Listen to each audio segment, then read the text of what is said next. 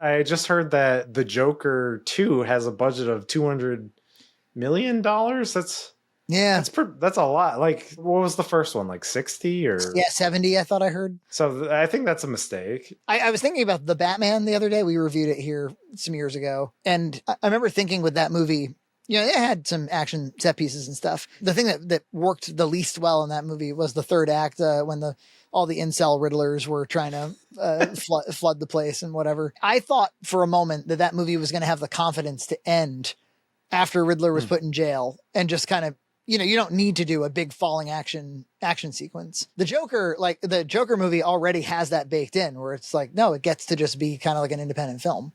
It doesn't have to follow the superhero format at all.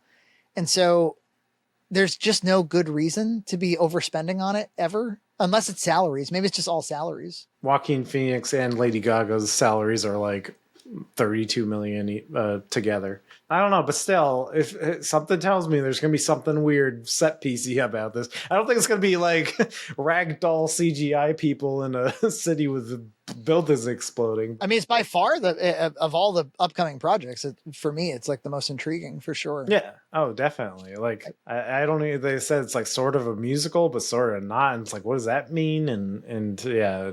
And, I like, Lady Gaga and the Star is Born movie there. So if we kind of bring like kind of a train wreck heroin addict singer vibe to Harley Quinn, that might be fun. I never knew that you and I were finished. I think it's going to be great. I really like the first one, and it's, we keep finding ourselves in arguments with people in our Discord who don't like it. Yeah. All the arguments tend to be pretty similar. It tends to be like, it's not as good as the movies that influenced it.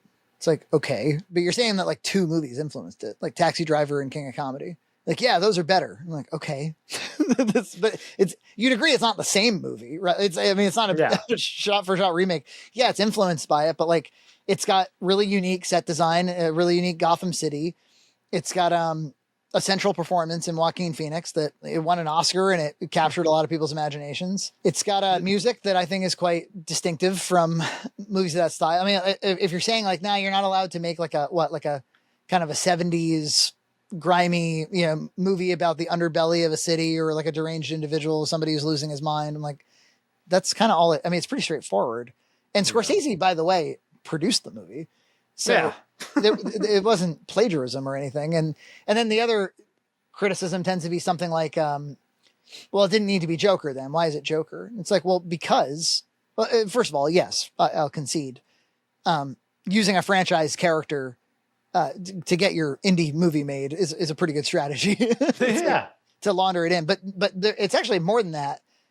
You're taking a character that we all have expectations about, that we've all seen in other movies, and you're doing something completely different with him and showing things from his perspective and making him somewhat compassionate while finding him fearful. I think it's novel and cool. And if it wasn't the Joker, it wouldn't be novel in that way. So yeah. And especially like, he has that relationship with Thomas Wayne and your knowledge of all of Batman's history kind of colors that, which I think enhances the film. I wish they would just admit what they should just admit, which is we all know that there's like incel kind of weirdos who like over relate to the Joker, and it's cringe. We don't like awkwardness. It makes us uncomfortable. Cringe.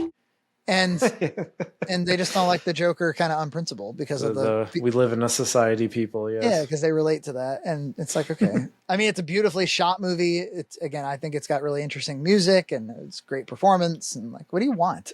Fuck off.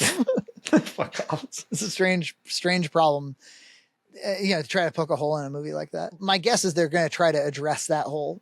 That the movie is too rote or whatever. I'll see. I'm suspicious of this bigger budget, but we'll see. Maybe it's just something innocuous. Like maybe they just paid a lot of people a lot of stuff, and I don't know. Wayne Tech promised an electric car by this year. I put a deposit down. Where's my goddamn electric car, Bruce? Subscribe to Red Cow Entertainment on Patreon for full episodes every other week.